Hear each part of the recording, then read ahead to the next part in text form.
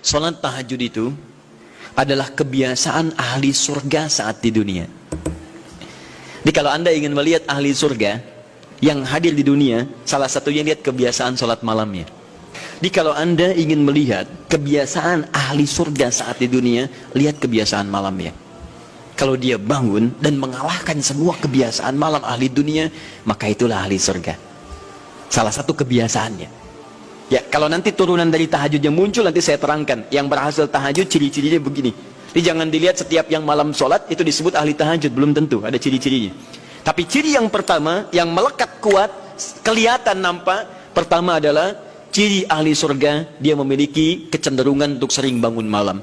Dalilnya Quran surah ke-51, ayat 15, sampai dengan ayat ke-17-nya. Innahum kanu qabla dzalika muhsinin, mereka itu ahli ihsan saat di dunia. Ayat 17-nya, kanu qalila minal laili ma yahja'un. Mereka itu malamnya sedikit tidurnya. Jadi punya kebiasaan bangun malam.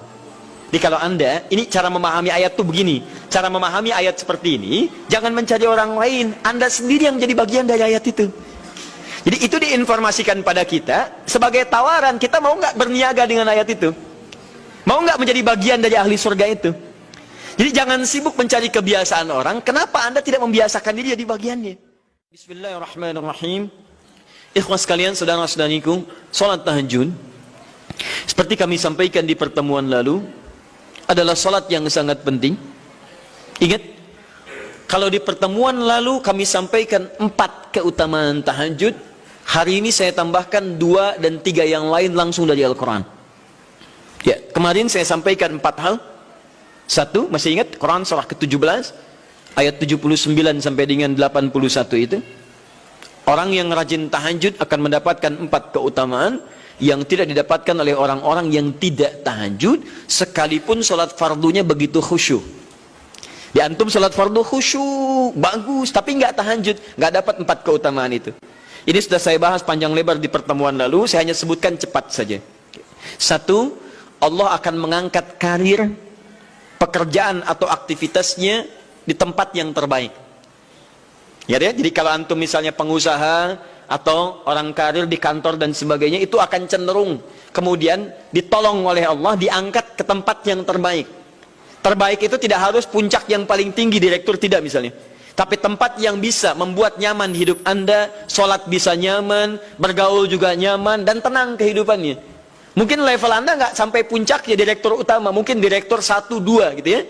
Tapi Anda dijauhkan dari hal-hal yang maksiat, dijauhkan. Sholatnya enak, punya ruangan nyaman dan sebagainya.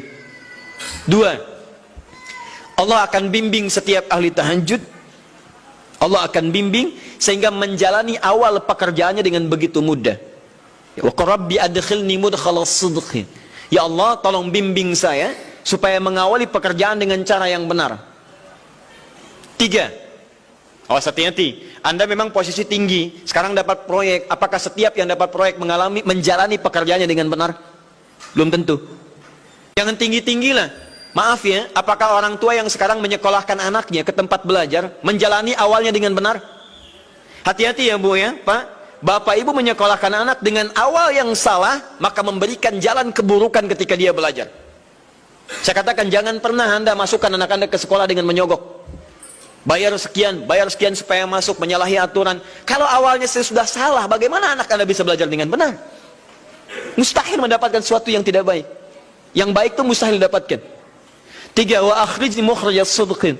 Allah berikan jalan keluar terbaik dari persoalan yang dirasakan. Di ahli tahajud itu setiap punya masalah, bukan nggak dapat masalah ya, bukan tidak bermasalah hidupnya. Dia mendapat ujian juga. Cuman sebelum diuji, diringankan masalahnya. Sehingga seakan-akan nggak punya masalah.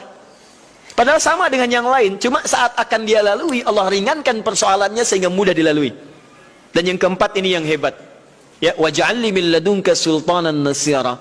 Allah akan tolong langsung orang ini ketika ada lingkungan sekitar yang akan menyakiti atau menjahilinya.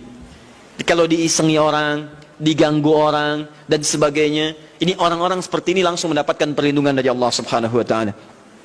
Ada satu kali, ini kisah nyata, seorang saleh, ahli tahajud, sampai saking ahli tahajudnya tidak ingin meninggalkan kebiasaan ini.